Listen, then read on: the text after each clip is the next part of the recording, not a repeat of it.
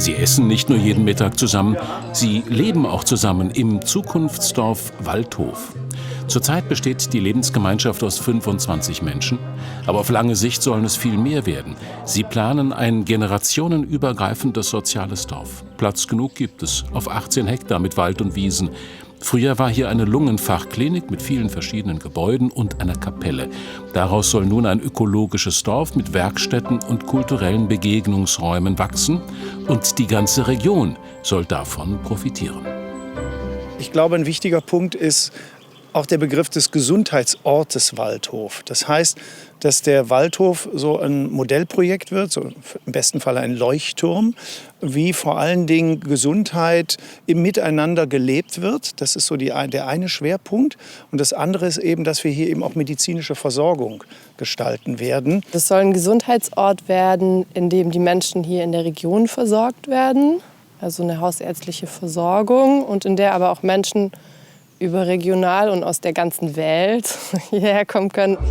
Es geht aber nicht nur um Gesundheit und Prävention, auch wenn einige Bewohner Mediziner sind und sich aus dem Verein Medizin und Menschlichkeit kennen. Es geht ihnen auch um Nachhaltigkeit in vielen Lebensbereichen und um ein wertschätzendes Miteinander. Das Besondere ist, dass wir halt hier probieren, wirklich in Kontakt miteinander zu gehen und irgendwie nicht vereinzelt als Einzelfamilie oder Einzelperson zu leben, sondern hier wirklich in Gemeinschaft zu sein. Das heißt, uns zu begegnen, uns zu reflektieren und miteinander zu wachsen.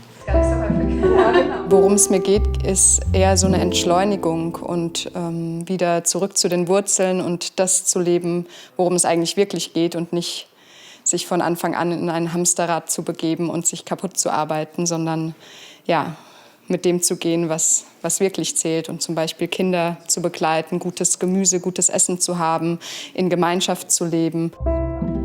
Ich erlebe die Kinder als sehr entspannt und glücklich hier. Es gibt also durch diesen dörflichen Kontext einfach viele Menschen, auf die sie sich beziehen können und die sie kennen und mit denen sie so eine Beziehung haben und können hier sehr frei groß werden und trotzdem aufgehoben.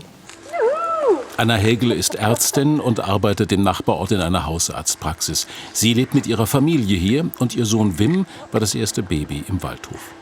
Die Bewohner und Bewohnerinnen des Zukunftsdorfes versuchen, die Gesellschaft positiv zu verändern und haben auch einen anderen Zugang zur Medizin. Ich nenne mich der Arzt fürs Gesunde, weil in unserem System gucken wir immer Richtung Krankheit, auch in der Ausbildung. Und es ist so wichtig, den Menschen zu zeigen, schaut doch mal Richtung Gesundheit, auch wenn ihr krank seid übrigens. Wo habt ihr Impulse, die gesund machen können? Das da oben ist das alte Klinikgebäude und da soll eben der Seminarbetrieb rein. Wenn wir uns hier weiter umschauen, ist das alte Verwaltungsgebäude. Da soll ein Coworking Space hinkommen und dahinter ist das sächsische Haus. Da sollen Wohnungen rein. Das Dorf ist noch im Aufbau, aber sie haben bereits Räume, die Möglichkeiten für Veranstaltungen bieten, wie das Medizin New Work Camp im vergangenen Jahr. Neben Themen zur Gesundheit finden auch viele andere nachhaltige Projekte statt, wie zum Beispiel die Naturerlebnistage für Kinder. Heute habe ich gelernt, wie man Erdbeeren einpflanzt. Oder Bauworkshops, wie hier ein Trockenklo von den Kindern selbst gestaltet. Außerdem Kunst-, Theater- und Tanzprojekte. Das Thema Nachhaltigkeit wird hier auf verschiedenen Ebenen gelebt und ausprobiert. Sie wollen den Wandel zu einer besseren Gesellschaft leben, zuerst im Kleinen und dann mit vielen. Demnächst sollen die nächsten Mitstreiter aufgenommen werden über die Internetseite www.bringtogether.de. Auf dieser Seite ist der Vorteil, dass es da dieses Matching gibt und dass Menschen einfach schon ganz viel Information von uns bekommen und wir von denen, bevor wir überhaupt dann in dieses nähere Kennenlernen gehen. Und haben dann eingeladen für ein Kennenlern-Zoom, für ein Ankommen hier an den Ort, für ein Probewochenende, Probewohnen. Einmal in der Woche treffen sich die Bewohner zum Dorfgeflüster. Dann werden die nächsten Schritte geplant, damit das Zukunftsdorf Waldhof weiter wachsen kann. Das Zukunftsdorf Waldhof sucht übrigens noch Mitstreiter. Schönen guten Abend, Professor Rüdiger Hein vom Frankfurter Institut für nachhaltige Entwicklung. Schön, dass Sie bei uns sind. Herr Professor Hein, lassen Sie uns zuerst mal auf diesen Begriff nachhaltig gucken. Ich habe das Gefühl, im Moment ist alles nachhaltig. Was heißt es denn genau? Nachhaltiges Handeln geschieht immer in dem Bewusstsein, dass wir das, was wir tun, eine Auswirkung auf die Zukunft hat. Also achten wir darauf bestmöglich, dass wir gute Wirkungen fördern, aber Schadwirkungen, negative Wirkungen vermeiden wollen. Das geht gar nicht immer und dann stecken wir in Dilemmata und dann müssen wir abwägen, wie wir das zum Beispiel auch im Moment in der Energiekrise ja ganz deutlich zu spüren bekommen. Ganz unabhängig davon, wie sich Politiker jetzt entscheiden werden, wir werden es zu spüren bekommen und das auf verschiedenen Ebenen. Okay, jetzt habe ich bei Nachhaltigkeit also immer zum Beispiel an Strom gedacht oder auch mal an Bioessen oder Landwirtschaft. Aber es gibt eben auch eine soziale Nachhaltigkeit. Ja, soziale Nachhaltigkeit zielt immer ab auf ein menschenwürdiges Leben. Und da gucken wir nicht nur regional oder bei uns vor Ort, sondern das verstehen wir im Nachhaltigkeitsverständnis global. Es geht darum, dass wir Ungleichheiten abbauen wollen und eine Chancengleichheit ermöglichen wollen, weltweit und in verschiedensten Lebensbezügen.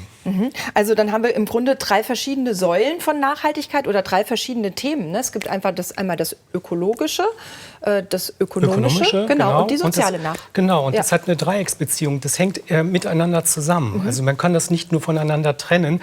Wir kennen ein Beispiel? Wie ein Mobile zum Beispiel. Also Sie kennen alle, was über dem Kinderbett hängt. Und wenn wir ein oberes Teil antippen, dann schwingt ja das untere automatisch mit.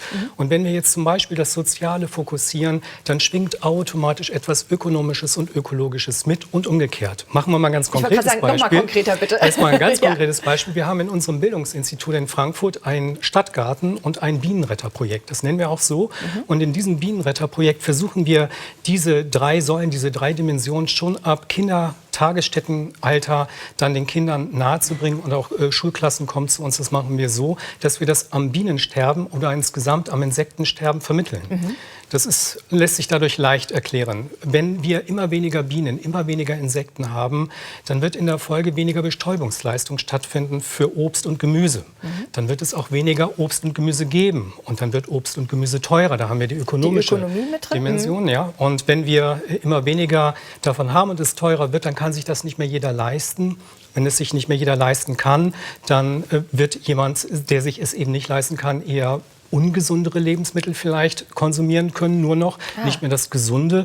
Und da kommt dann die soziale Komponente quasi genau, mit da ins kommt Spiel. Dann, weil ich dann vielleicht auch eher erkranke, wenn ich mich nicht mehr gesund ernähren kann und so weiter. Was kann ich denn als Einzelperson tun? Also ich kann mir jetzt vorstellen, dass das politisch eine große Rolle spielt und nach diesen Gesichtspunkten Entscheidungen getroffen werden. Aber was kann ich als Einzelperson machen, um sozial nachhaltig zu handeln? Ganz viel und das tagtäglich. Okay. Wir gehen ja tagtäglich oder fast tagtäglich einkaufen Lebensmittel. Ab und an brauchen wir vielleicht ein neues Kleidungsstück oder wir möchten irgendwo im Haus mal was sanieren oder renovieren. Und dann macht es einen Sinn, dass wir uns mal überlegen, es gibt ja Labels, es gibt Siegel und dass wir mal schauen, welche Siegel gibt es denn, die auch speziell diese soziale Nachhaltigkeit in den Fokus nehmen. Da gibt es einige. Also Fairtrade würde mir als erstes jetzt einfallen. Ja, genau. Fairtrade ist so ein Siegel zum Beispiel. Und dann macht es doch einen Sinn, ich sag mal, wenn wir schon so oft vielleicht auch an unserem Internet sitzen und rumdaddeln und googeln, warum nicht mal 3-4 Stunden vielleicht mal Zeit nehmen und mal ganz bewusst schauen, was gibt es da eigentlich für Siegel? Und vielleicht gehen wir heute Abend nach dem Abendessen mal alle an den Kühlschrank oder in die Küche und gucken in den Regalen, wo denn vielleicht welche Signes oder welche Siegel drauf sind. Ja. Und dann könnten wir das vielleicht mal besser begreifen. Mir fällt aber auch ein, Entschuldigung, wenn ich Sie unterbreche, also im Grunde ist doch auch sowas wie Zivilcourage oder im richtigen Moment das Richtige zu sagen, auch sozial nachhaltig dann, oder? Weil es auch die Zukunft beeinflusst. Genau, es liegt ja an uns, ob wir unsere Stimme erheben, wenn wir mitkriegen, wenn im Freundeskreis zum Beispiel oder am Arbeitsplatz jemand eine diskriminierende Äußerung macht, wenn jemand eine frauenfeindliche oder fremdenfeindliche Äußerung macht. Und wer, wenn nicht wir als guter Freund, sollte dann doch eigentlich dazwischen gehen und sagen, du, pass mal auf, das ist aber nicht okay, weil das prägt unsere Gesellschaft ungemein. Dass nachhaltig. Ja, genau.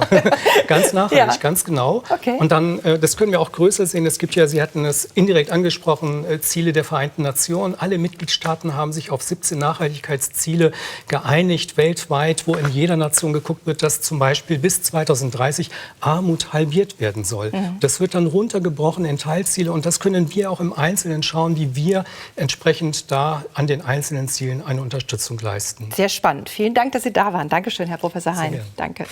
Also Nachhaltigkeit wird übrigens auch Enkeltauglichkeit genannt. Ist eigentlich ganz schön, oder? Jetzt tun, was gut in der Zukunft ist. Das hat auch eine soziale Komponente, haben wir gelernt.